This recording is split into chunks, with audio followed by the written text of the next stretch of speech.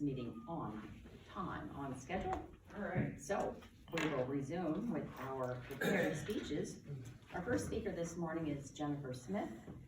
And evaluating Jennifer will be Brian Kale. Brian did not respond to me, but I know what motivates him is having his kids come to a Toastmasters meeting because it's a lot easier as they get bigger than giving them a kick in the pants.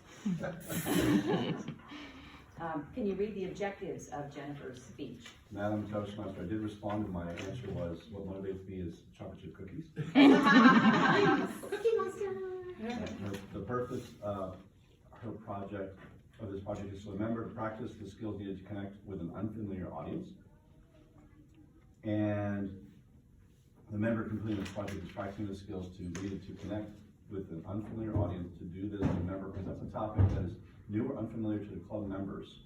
I'm going to listen for a topic that is unusual or unexpected in the club, and I'm going to take note on her ability to present the unusual topic in a way that keeps the audience engaged. The speech is not a report on the content of Connect with Your Audience project. And her speech tells, what is title insurance? What path? Her path is leadership, level 3. Development. Leadership development. Development. Sorry. I did take notes. And her time is 5 to 7 minutes. Thank you. Thank you, Brian. Please welcome to the lectern, Jennifer Smith.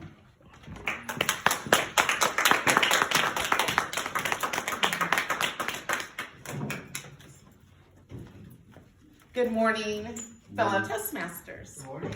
I have a few questions to ask you. How many of you bought a property in Nevada?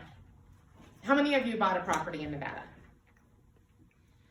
How many of you have title insurance?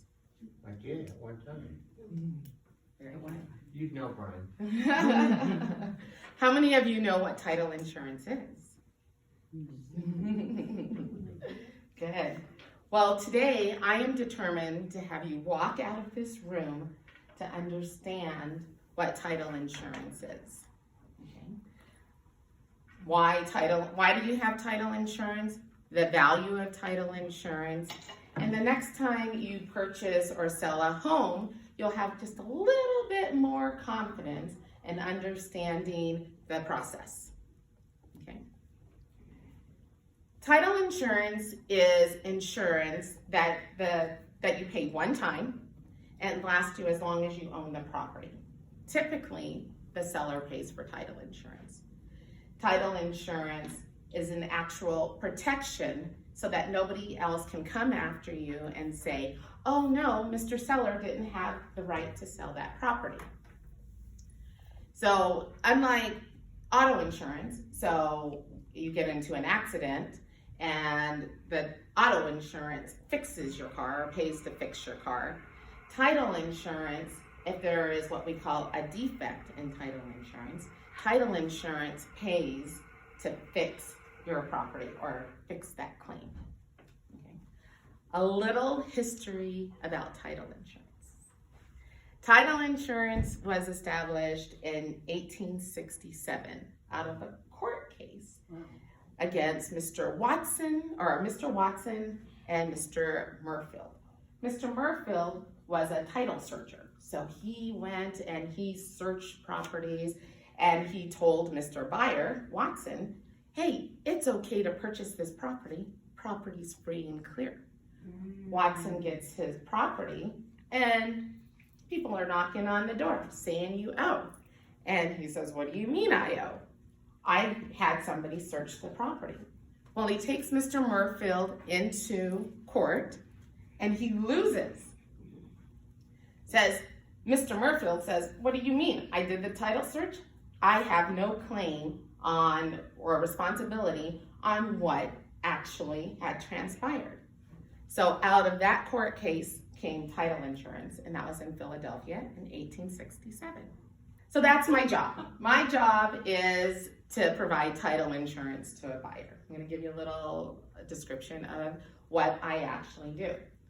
So title insurance, or a buyer comes into escrow. I start a title search. I have an actual department. I don't actually do the searching, but we search all the way back to the patent when the land was established.